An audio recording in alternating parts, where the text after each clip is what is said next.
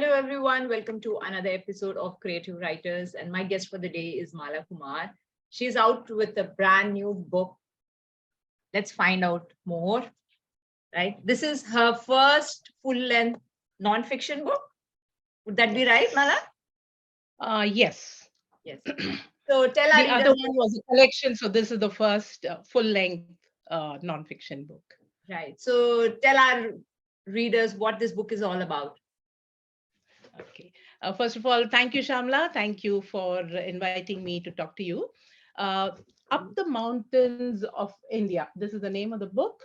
And very clearly, it's about the mountains of India.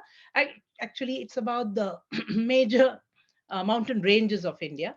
It covers 8 main mountain ranges, and it's about the geography, how it came to be, the people on it, what they do, the history and the culture, and all the fascinating things, the flora, the fauna, so the wildlife. Sorry, so everything about the mountains that I could squeeze in, which I thought children and people of any age would like to read about.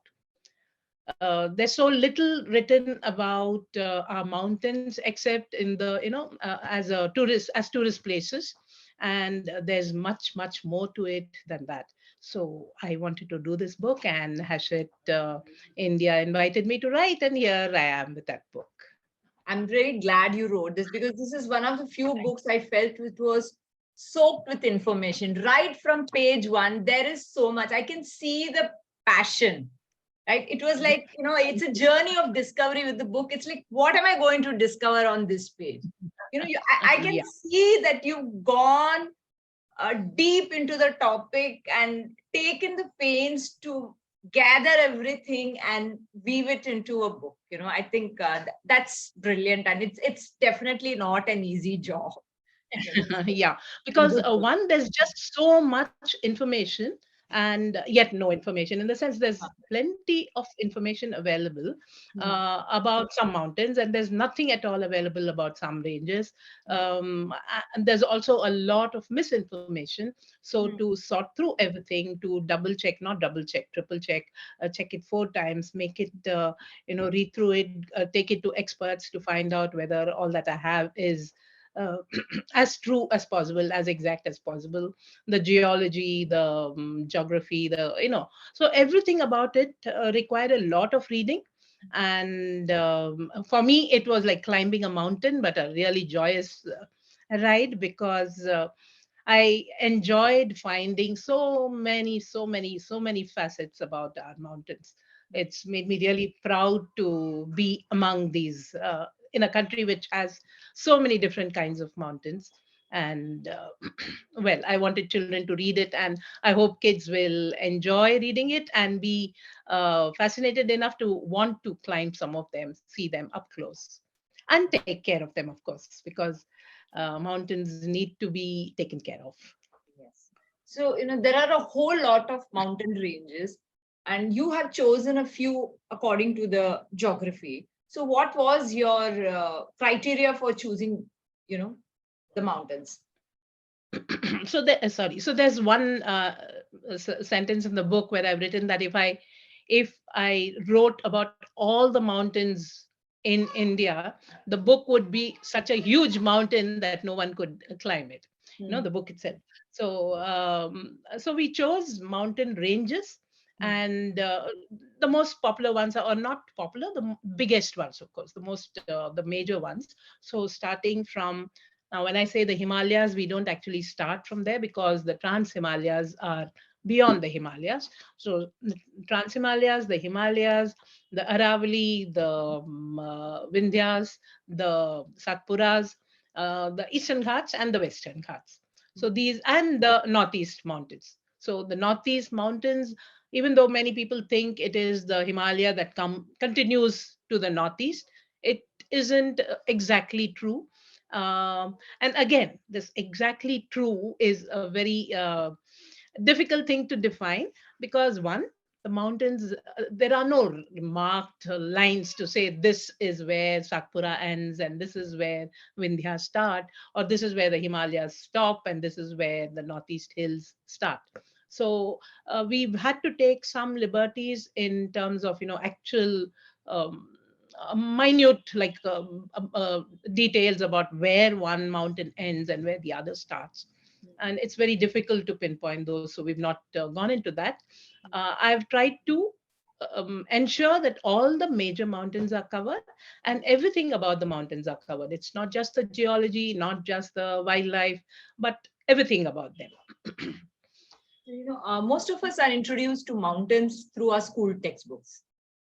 So how was it for you to, I think, rediscover or connect with the mountains through books in your adulthood? What was your biggest discovery? Because I think when we finish school, we think we know all about the mountains. We know everything, and then suddenly, Yeah. like, oh, it wasn't like this. That's the kind of thing which kind of hits you. So, what was your Yeah. discovery? I don't know about others, but me as a kid, very logical thinking. So I thought, school books tell us that the Himalayas are in the north of India, and India is shaped like this. And Everest is the tallest mountain in the Himalayas. So I somehow expected, somewhere where the Kashmir, the state is, on top of that is where Mount Everest was. Somehow, for me, that was the imagination for a very long time, primary and maybe going into middle school. And after that, high school, I did not study social studies at all. It was science and maths and all that. So for many years, I didn't go back to that. I didn't think about the mountains. But then when I started traveling, when I started going to different kinds of places, exactly not trekking, not mountaineering, but to different hilly regions, I discovered that there's just so much to learn, so much to know about these mountains. And that made me definitely want to, find out more about them. So, for instance, there was one trip that I made to 2018. I had gone to Uttarakhand to assist an NGO and also to write a book for Pratham Books about problem solving skills, a children's book about problem solving skills. So I went there and I met the children there, met the children in the hills and the lower Himalayas, and it was a revelation. I mean, those children have to go through so many difficulties to be able to come to school, and they do it, of course, very cheerfully, as most kids do. And the life for those children is very different from the life our kids in cities have. So these are things that sort of gave me a lot of food for thought, and then food for research, and then, of course, finding information to write the book. Have the hills been well documented? Was this book written through the pandemic? Was it easy to find the material you're looking Yes, actually, I started the sample chapter. I wanted to write one chapter to see what we could fit in and how much, and the language and everything about it. So that was done before the pandemic. And then, just as my editor said, yes, this, I love this chapter, please go ahead. And then it started, the pandemic started, we couldn't go out, we couldn't go to libraries. I had sort of, I was banking on visiting a lot of libraries in Bangalore to be able to get enough information. I was hoping I'd be able to travel to some of these places which I've written about to get information firsthand. So that could not be done. And right through the pandemic, I was stuck in um, at my table trying to find material through internet, thanks to the internet. But as I said, the internet is lovely. At the same time, there are too many conflicting information. It's very difficult to find out which is right, which is wrong. So I spoke to a lot of school teachers. I spoke to geologists. There was one geologist who I came across on the net. He has a wonderful blog, and so I asked him if he would go through my geological the parts which with geology. He did, and he was very kind to go through it all and um, say whether I was right or wrong and help me understand some things better. So I've had many people like this who have helped me to make sure that I've got the facts right. But yes, it was through the pandemic, and that wasn't very good. It wasn't how I expected to be writing a book so full of the outdoors. Uh, but thankfully, some of my memories from different small trips here and there, that helped uh, to to understand the mountains better, to understand the outdoors better. You have visited some of the mountain ranges you mentioned in the book. So, which Yeah. one was your favorite? Um, Favorite mountain range or favorite Mountain range. chapter? No, I won't say. I don't think I can say a favorite one. I can tell you which was the most difficult to write about, Uh-huh. the Himalayas, because it's such a huge mountain range. There are so many sub ranges and also so many different countries. So when I say Indian Himalayas, that's different from the Himalayas.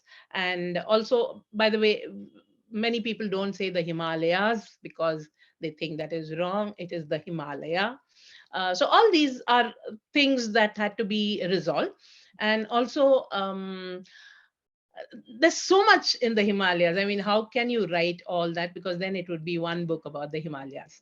So to find enough different things about the mountains that I could write, that was it was a challenge to get that to get that chapter right, to get it into the shape that I wanted it to be come out. That was a challenge. So, how important do you think mountains are in today's ecosystem? Right. Very important. I mean, important. That's all. There's no without the mountains, we cannot exist. So it's as simple and as clear as that. We need the mountains. We need it for the water it gives us. We need it for the food that grows only on the mountains. There are so many that grow only well in the mountains. A lot of people who live in the mountains are the ones who give us a lot of um, many things, right down from the medicines. For instance, the Western Ghats has so many medicinal plants, and many of that is we are using them. And without the Western Ghats being what it is, and without us conserving all those fauna and flora, we wouldn't have them. The wildlife, all of the wildlife of India, the balance of nature, that wouldn't be the same if our mountains were not taken care of. And as it is, many of the mountains have degraded. Aravallis, for instance, one of the highest mountains at one time, many years ago, believe it or not, that was the Aravallis were covered with ice and snow. This was before the ice age and all that. So the oldest fold mountains in India, the Aravallis, were the highest at one time, and now they're like hills. It's something a child can climb in an hour and back. Many of those hills are that short. So that is because of illegal mining, poaching, and all that. So there has to be a balance. We need construction, we need many of the things, timber and all that, but there is a way to do it. There is a way to balance so that we don't flatten the mountains altogether. So that is a huge challenge for all of us, for the planners, definitely, for the city and country, the people who plan, and for all the wildlife experts. They need to be in on all these developmental activities so that the best can be done for all living things. So, due to human development, the mountain Yes. cover has drastically reduced over the years, and it's always a challenge, as you said, to balance uh, protecting these mountains and how far do you go with the human development. So, what's the one thing each one of us can do, to do our bit to Actually, conserve the mountains? so At the end of actually, the day, I've listed out 15 things that children can do. yeah, 15 things you can do to save the mountains. It's here. yeah. Ask One not thing, what the one mountain thing. can do for you. Okay. Join a trekking club or start one in your school. Okay. Look up outdoor experiential learning organizations and check out how you can be part of one. So schools can start a trekking club. If they don't have a trekking club, start one. And if there are no mountains close by, that doesn't matter.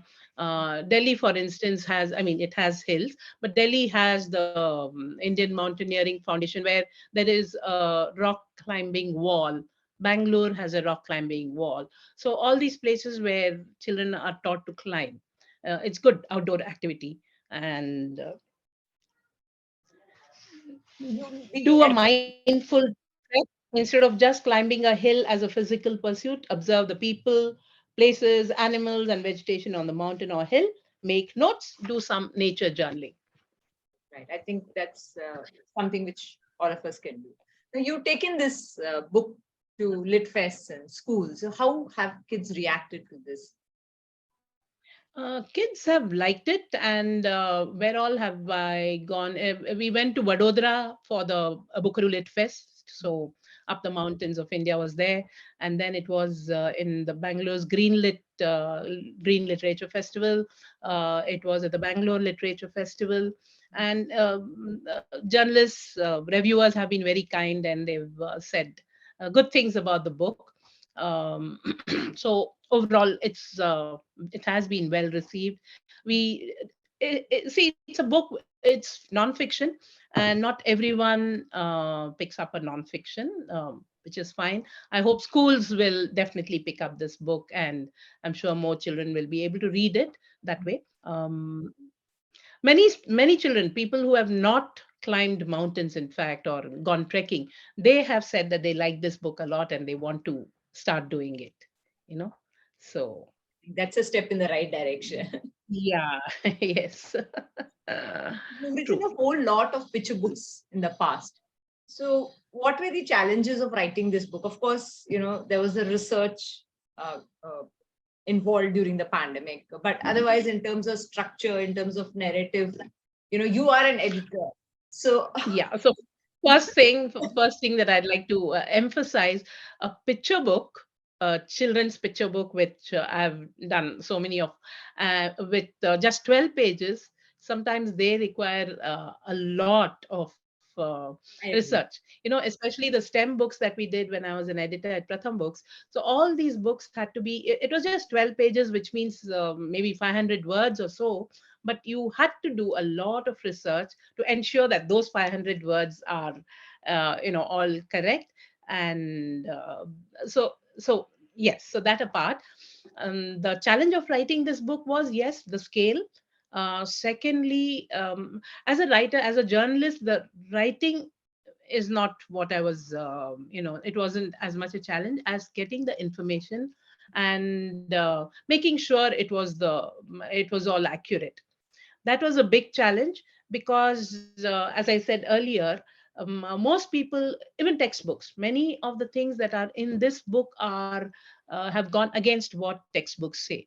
So for instance, a textbook, NCRT textbook, would say one thing, CBSE textbook would say one thing, the local are local boards have another thing. And so I had to sort of find out all this, may and then come to a conclusion on my own based on this, and say, based on all this, this is the closest to the truth. This is what could have happened so many million years ago or so. So that was a challenge, and putting it all together was definitely a challenge because of the length. The other problem was that I'd gone much beyond the word limit, because the first part was to get as much information as possible, and then we decided, my editor Vatsala and I, we decided to take out some things. So that was a bit, sad, but well, we I'm didn't want the sure book it to will be come in bigger than. some form, in some book. Yeah. Yes. So many congratulations. It's a fab book. I think this is a book you should be proud of. And I hope this book Thank finds you a very place much. in every school library, because Thank you very it's much. got a whole, it captures the heart of mountains. So, Thank you very much. I'd like to thank, Miss Tuni, who yeah, did Mr. Vishnu the has done a fab illustration. job Very, with very, illustrations. yeah. And of course, the photographs are stock photographs, but the illustrations, for instance, it's black and white, but quite evocative. So She's done a whole lot of research in actually, Yeah. capturing the elements. Yeah. Yes. So thank you so much. Thank you. Thank you very much. And I hope everyone reads this book, Up the Mountains of India. And then I hope you can all go up the mountains of India, at least a few of them. Yes. Okay.